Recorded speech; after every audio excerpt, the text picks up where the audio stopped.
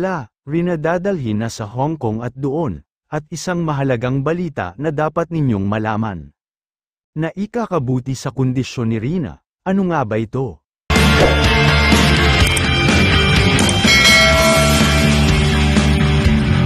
Alam mo na kung ano ang salitang pagtulong. Ito'y ginagawa, hindi salitang pinapagulong na sinasa isip mo, pero di sinasa puso. Ang pagtulong sa kapwa, dapat ito'y isa puso. Iwasan mong mapanghusga, mapagmaliit sa iyong kapwa, na dapat ginagawa mo, di lang puro salita. Hala, rinadadalhin na sa Hong Kong at doon, at isang mahalagang balita na dapat ninyong malaman. Na ikakabuti sa kondisyon ni Rina, ano nga ba ito? Hindi pala pamamasyal ang pakay ng mga nasa likod na nag-organisa at nag-sponsor sa kanya. Dahil isa ito umanong pasabog at tiyak na ikakagulat ito ng lahat ng mga viewers at supporters ni Rina. May meet and greet ang mangyayari, pero ang pinakalayunin pala nila ay ang nakakagimbal at mistulang pasabog ito. At ngayon lang ito mangyayari sa buhay ni Rina. Ano nga ba ito mga kaibigan? Kaya abangan ito ng lahat ng mga nandyan at darating na ngayong April 1st week si Rina sa Hong Kong. Ito ay ating pag-uusapan ngayon mga kaibigan, pero bago ko umpisahan ay isa munang pagbati sa ating lahat lalo na sa ating mga solid na viewers at supporters na nakasuporta at nakasubaybay sa aking YouTube channel. At isang mapagpalang araw mga kalingap, lalo na sa ating ama na si Kuya Val Santos Matubang. Ate Edna Vlogs Kalingap Rab. Yes mga kaibigan, kumpirmado na po na si Rina ay pupunta sa Hong Kong sa first week ng April. Ano nga ba ang pinakapakay nila rito? Gaano katotoo ito mga kaibigan?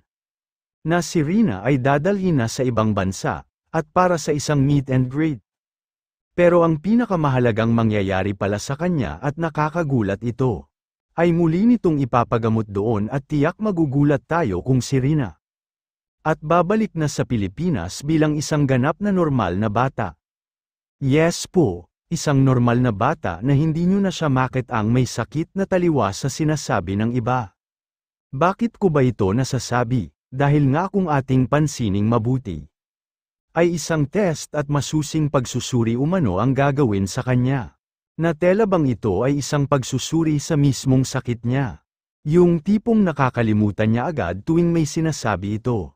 Dito kasi sa pagsusuri na ito, ay mabigyan siya ng tamang medication sa sakit na ito.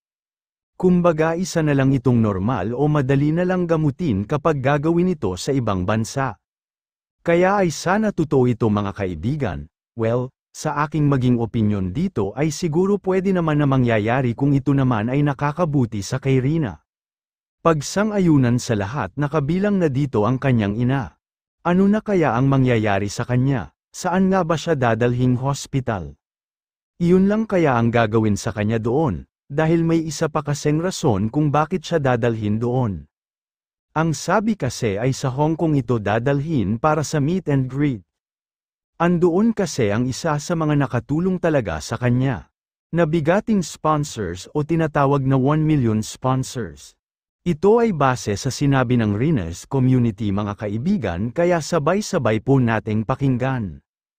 Pero isa sa pinakamagandang balita mga kaibigan, ay uulitin ko po na doon umano isasagawa ang pinaka at sinasabing pasabog mga kaibigan. Uulitin ko po. Ito ay ang isang matinding gamutan umano. Para sa tiyak at tuluyan na niyang pagaling, ito na kaya ang sagot sa lahat ng mga tanong nga ating mga viewers at supporters na nakasuporta at nakasubaybay sa ating prinsesa na si Rina. Kayo mga kaibigan, sana ay magbigay kayo ng inyong komento, reaction at opinyon. Para ating may parating sa lahat, at mabigyan agad ng reaksyon at suhestyon para malaman namin ang mga pangyayari sa buhay na meron ang ating prinsesa. Kayo mga kaibigan, ano ang masasabi nyo tungkol dito? Bago ko po tapusin ay isang mapagpalang araw mga kaibigan at maraming salamat po sa walang sawang suporta at pagsubaybay sa aking YouTube channel. Maraming salamat at muli ito po si Kabalbas TV. Lagi ko po sinasabi, na tumulong man tayo sa iba, ay kahit kapos man tayo na tulad nila. Maraming salamat po.